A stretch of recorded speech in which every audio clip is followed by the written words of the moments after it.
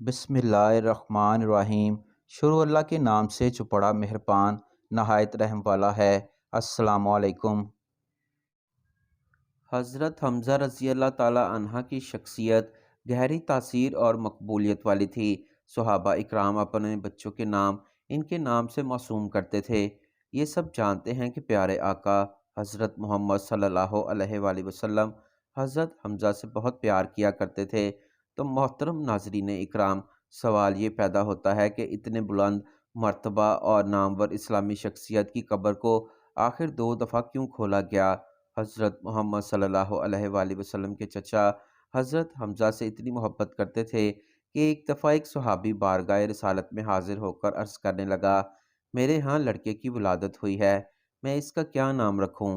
آپ صلی اللہ علیہ وآلہ وسلم نے فرمایا کہ مجھے اپنے چچا حضرت حمزہ سے بہت محبت ہے، لہٰذا انہی کے نام پر اپنے بچے کا نام رکھو۔ اسی طرح حضرت حمزہ رضی اللہ تعالی عنہ کو بھی آپ صلی اللہ علیہ وآلہ وسلم سے بہت پیار تھا۔ نبوت کو 6 سال گزر چکے تھے کہ ایک دن کوہ صفا کے قریب ایک باندی نے حضرت حمزہ رضی اللہ تعالی عنہ کو شکار سے واپسی پر روکا اور کہنے لگی، اے حمزہ، کاش آپ پہلے آ جاتے۔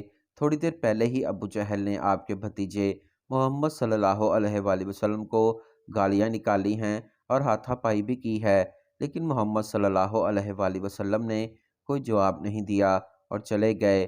یہ سنتے ہی آپ جوش میں آ گئے، تیزی کے ساتھ خانہ کعبہ کی طرف بڑھے، بغیر کسی اور طرف متوجہ ہوئے سیدھے ابو جہل کے پاس گئے اور جاتے ہی اس کے سر پر زور سے اپنی کمان دے ماری۔ ابو جہل کے سر سے خون کا فوارہ نکل پڑا اور ساتھ ہی فرمانے لگے، آج سے میرا دین وہی ہے جو میرے بھتیجے محمد صلی اللہ علیہ وآلہ وسلم کا ہے۔ اگر کسی میں طاقت ہے تو مجھے روک کر دکھائے۔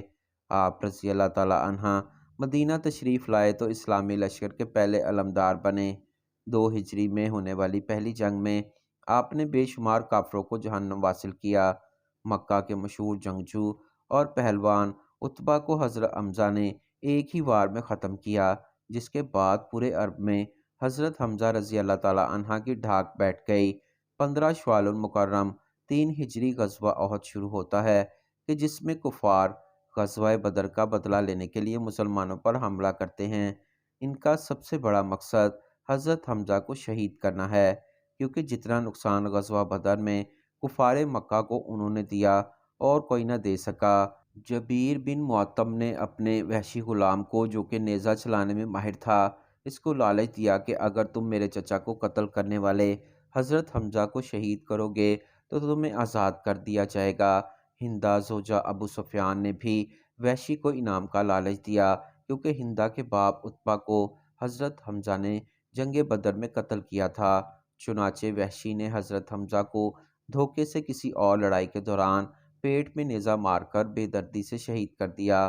یہ سارا واقعہ اسی طرح بخاری شریف اور مسلم میں روایت ہوا ہے۔ حضرت حمزہ کا پیٹ چاک کر کے ان کا کلیجہ نکال کر ہندہ نے چبایا، پھر ہندہ نے کافر عورتوں کے ساتھ مل کر حضرت حمزہ کے ناک کان کاٹ کر انہیں لڑی میں پرو کر کڑے، بازو بند اور پازیب بنائے اور انہیں پہن کر مکہ میں داخل ہوئیں۔ جب حضرت محمد صلی اللہ علیہ وآلہ وسلم نے حضرت حمزہ رضی اللہ تعالی عنہ کے جسم کو دیکھا تو آپ صلی اللہ علیہ وآلہ وسلم رونے لگے۔ آپ رضی اللہ تعالی عنہ کے کٹے ہوئے جسم کو دیکھ کر شدت غم سے آپ کی آواز بلند ہوئی اور فرمایا، حمزہ سید الشہداء ہیں۔ جب حضرت حمزہ کی بہن حضرت صفیہ کو پتہ چلا کہ ان کے بھائی شہید ہو گئے، وہ ان کو دیکھنے کے لیے آئیں تو نبی کریم صلی اللہ علیہ وآلہ وسلم نے ان کو اپنے بھائی کا کٹا ہوا جسم دیکھنے نہ دیا۔ خیر، حضرت صفیہ کی لائی گئی چادر میں حضرت حمزہ کو کفن دیا گیا۔ چادر اتنی چھوٹی تھی کہ سر ڈھانپ دیتے تھے تو پاؤں ننگے ہو جاتے، اور اگر پاؤں ڈھانپتے تو سر ننگا ہو جاتا۔ اللہ اکبر۔ حضرت محمد صلی اللہ علیہ وآلہ وسلم فرمانے لگے کہ سر کو ڈھانپ دیا جائے اور پاؤں پر گھاس ڈال دی جائے۔ حضرت حمزہ کی قبر کشائی کی پہلی روایات حضرت جابر نے بیان کی ہے۔ اسے امام مسلم اور بخاری نے بھی روایت کیا ہے۔ حضرت جابر فرماتے ہیں، جنگ احد کے 46 سال بعد معاویہ بن ابو سفیان کے دور حکومت میں انہوں نے ایک نہر ओहद के मुकाम पर निकालने का हुक्म सादर किया।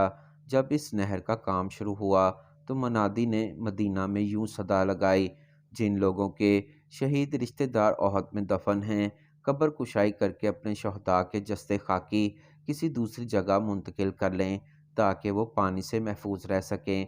हज़रत जाबर फरमाते हैं कि ये सुनकर मदीना वाले ओहद की तरफ निकल पड़े, जिनमें मैं खुद भी शामिल था, क्योंकि मेरे वालिद अब्दुल्ला और उम्र बिन जमू भी ओहद की जंग में शहीद हुए थे और वहाँ ही दफन थे। मुझे मेरे वालिद अब्दुल्ला और उम्र बिन जमू एक ही कब्र में दफन थे। शहादत के वक्त इनकी पेशानी जख्मी थी और मेरे वालिद ने उम्रों की पेशानी पर हाथ रखा हुआ था और इसी हालत में दोनों शहीद हुए।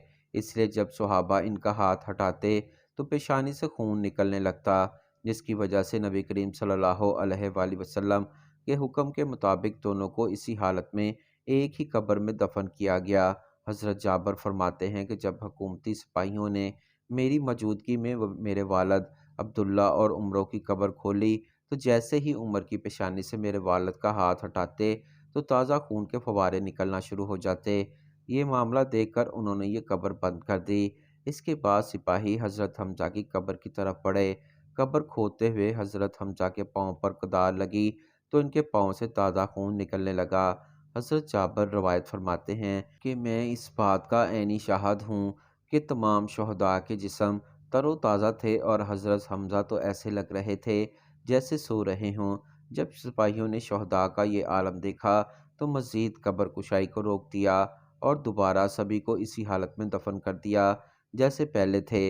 हज़रत हमज़ा की दूसरी दफ़ा कब्र कुशाई अब्दुल हमीद सानी के दौर में उन्होंने 1904 में करवाई, जब उन्हें ख्वाब में इशारा हुआ कि हज़रत हमज़ा के जस्ते मुबारक पर पानी मौजूद है।